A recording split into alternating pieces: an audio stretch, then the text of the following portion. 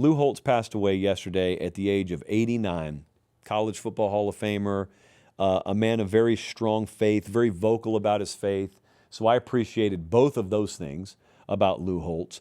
But I think the thing that I always realized, I guess, like the thing I would always say about Lou Holtz, especially lately, is Lou Holtz was one of those rare individuals that was a legend or an icon to multiple generations for different reasons.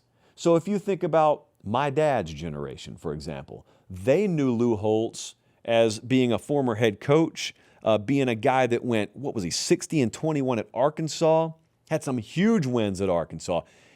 He resurrected Notre Dame football. Notre Dame football, in the years prior to Lou Holtz, they hadn't won more than 7 games in the half decade prior to him getting there. So they had fallen on hard times. And he comes there and wins a national title in his 3rd year. They won 24 games over a 2-year stretch there at one point. He was the head coach at South Carolina. You know, I was kind of a kid when he was the head coach of South Carolina, so that's what I remember. But I don't remember Lou Holtz so much as a coach. I know that he was one, but I don't remember Lou Holtz as a coach. So if you're my age, what you remember is the absolute fever dream that was college football final every Saturday night on ESPN. And all I can tell you, if you're 16 years old and you're watching the show right now, great. You have your whole life ahead of you, and youth is something that most anyone would trade most anything for, so great. Don't be in a hurry to grow up. All I'm telling you is there's one thing that I feel sorry for, and that is that you didn't get to experience college football final. You didn't get to experience the greatest college football studio programming that has ever existed in its prime like we did. And that was college football final hosted by Rece Davis and Lou Holtz and Mark May alongside. You couldn't look away. Jesse, what kind of studio programming would be considered appointment programming now? Inside the NBA, some people would say that about Inside the NBA, like an ecosystem that exists almost independent of the sport. There are people who watch Inside the NBA that couldn't care less about basketball. There were people, I'm dead serious, who would tune in to college football final who only loosely knew much about college football. It was an entertainment product that just happened to cover college football. And Rece Davis was there, and Mark May and Lou Holtz, and it was appointment viewing. And remember what I said the other day about on-air chemistry? This was it. Hey guys, do me one favor. Check and see if you're subscribed to the channel. If you are, great. If you're not, it's that easy. It's free. It doesn't cost you anything. It doesn't sign you up for anything. It just helps us do the show this way forever. All right, back to the clip. Those were 3 guys that were thrown in a studio, and it just worked. And it was magic, and you never really know you have it until you have it. But once you know you have it, leave it alone. And to ESPN's credit, they left it alone, and they let them experiment, and they let them run with different concepts. The final verdict stuff, you've probably seen floating around a lot. A lot of people have been posting that on the internet in the couple of days since we lost Coach. And I've never done drugs in my life. The way people describe consuming content, music, movies, whatnot, while they're under the influence of a substance, that was what it was like watching portions of college football final totally sober.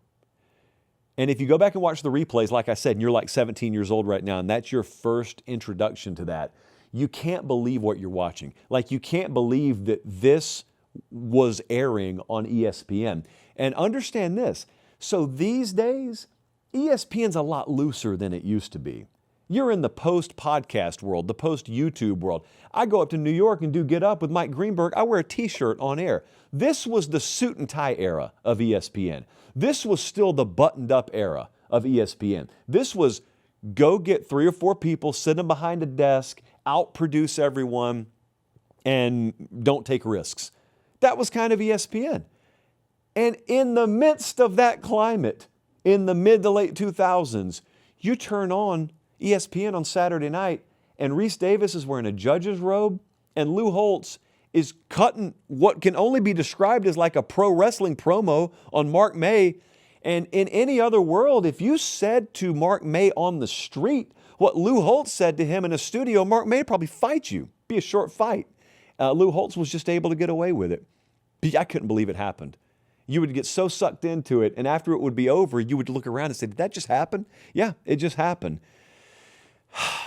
You know what it was like in the era? It wasn't appreciated enough in the era that it aired. To me, I feel the same way about Vern Lundquist. I felt the same way about Uncle Vern calling games for CBS in the Saturday Game of the Week era.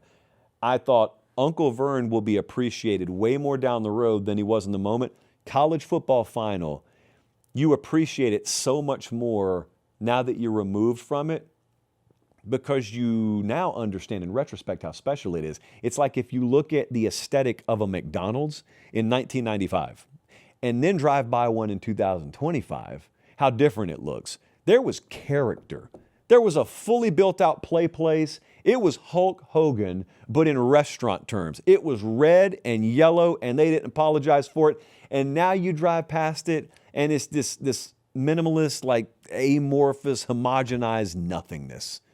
And I'm not quite saying that the studio programming has fallen off like McDonald's architecture has, but I'm saying when you turn on a Lou Holtz, Mark May, Rece Davis college football final from the mid-2000s, it's like nothing that exists right now, all those years later. So that's what he meant to my generation. He meant so many different things to different generations. So he had been in bad health as of late and passed away yesterday. Lou Holtz, man, what an icon, what a legend.